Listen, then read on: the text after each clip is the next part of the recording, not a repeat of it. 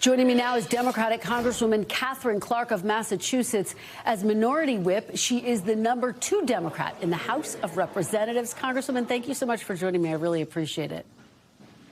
Oh, it's good to be with you, Kristen. Thank you for having me. Absolutely. Well, it's great to have you. I do want to start with this potential deal, these talks to try to reform ICE. I don't have to tell you this. The clock is ticking, just 9 days to go to work out a deal before funding runs out for the Department of Homeland Security. Now, the White House is saying that the deal will be primarily worked out between Senate Minority Leader Chuck Schumer and the president. Do you trust Leader Schumer and President Trump to work out a deal in the remaining days?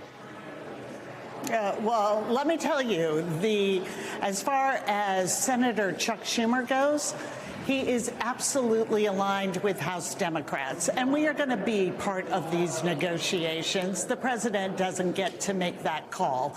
We are an equal branch here in Congress, and we represent the American people. So we have an understanding of what is going to happen. We are going to have accountability for ICE. We are going to make sure they are no longer a secret police force in our communities. And we are going to end roving patrols where people are being targeted because of the neighborhood they live in, the color of the skin, the accent they might have. And we are going to make sure that ICE is held accountable. These are the things we have heard from the American people that they want to see. They want security in their communities, and they want the end of this violence and chaos. Well, let me ask you, because House Minority Leader Hakeem Jeffries says a second continuing resolution, in his words, is, quote, off the table for Democrats. So let me ask you, if a deal is not worked out by the deadline, are your fellow Democrats united in shutting down DHS? Let me tell you, we are hard no on continuing funding this agency that has put out this rogue paramilitary force and is inflicting terror and violence. Without guidelines, we are not going to continue to fund this operation. And so this should not be hard for the administration, for DHS, for my colleagues across the aisle here. These are fundamental principles that apply to every other law enforcement agency in this country. When Speaker Mike Johnson goes home to Louisiana, his police are not wearing masks. They use judicial warrants if they want to get in and search someone's home. They do not racially profile and pick up people on the streets. They are not having immigration enforcement pick up and detain and sometimes even deport American citizens. These are fundamental protections for the people of this country. They were sold that this program was going to be about deporting the worst of the worst. And what has happened is we have seen violence, excessive force, and even the execution of American citizens at the hands of this rogue agency. So, Congresswoman, just to be very clear, though, you are prepared to shut down DHS, which we should mention, yes, funds ICE and Border Patrol, but it also means blocking funding for other critical agencies like TSA, the Coast Guard, FEMA. You're prepared to do that? I would push back on you. That is exactly what the Republicans are prepared to do. These are fundamental things. Let's just take the warrant requirement that Speaker Mike Johnson has already rejected. That is in our Constitution. This isn't some new legal theory. What is the outrageous thing here is that ICE is shredding our constitutional rights in front of us and inflicting great violence and terror on law-abiding people, including American citizens. Choose Americans. Choose their security. Choose their ability to be safe in their homes and communities and schools and churches and hospitals. That's what we're asking.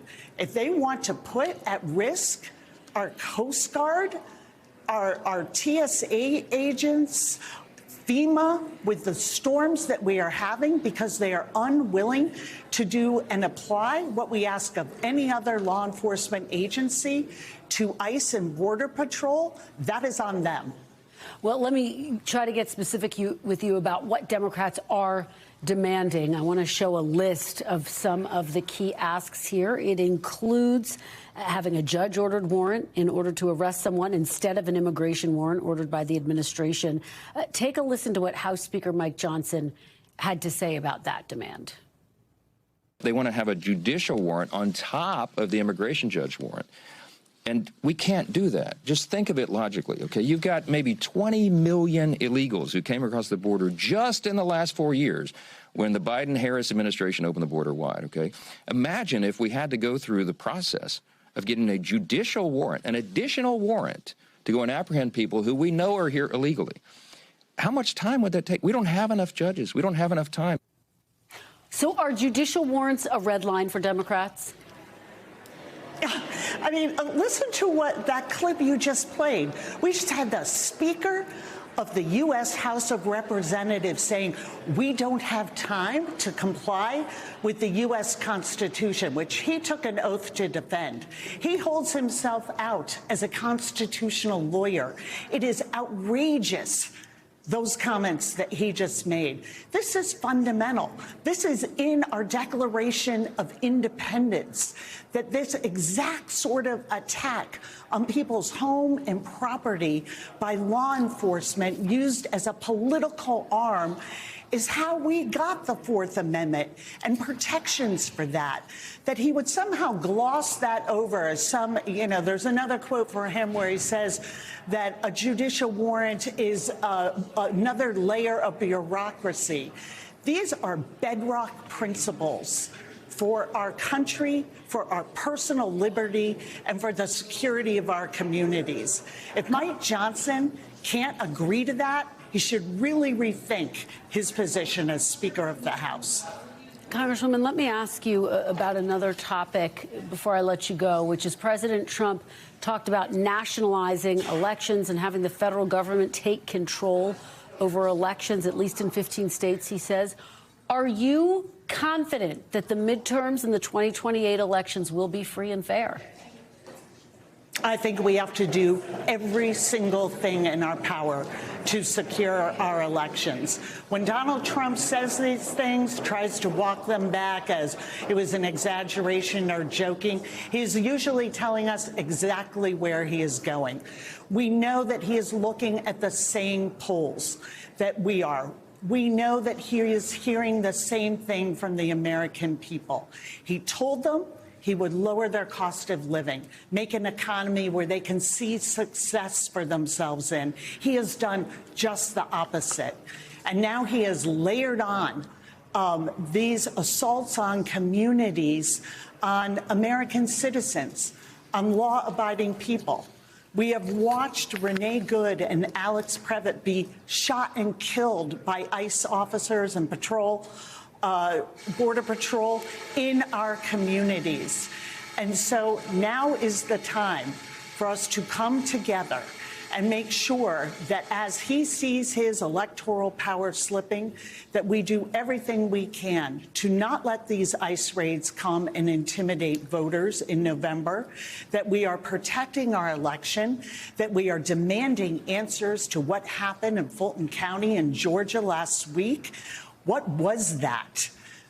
And we must do everything to combat the misinformation he puts out about election security and stolen elections and protect the American people and our sacred right to vote from whatever he is going to come up with that will interfere with that come the midterms.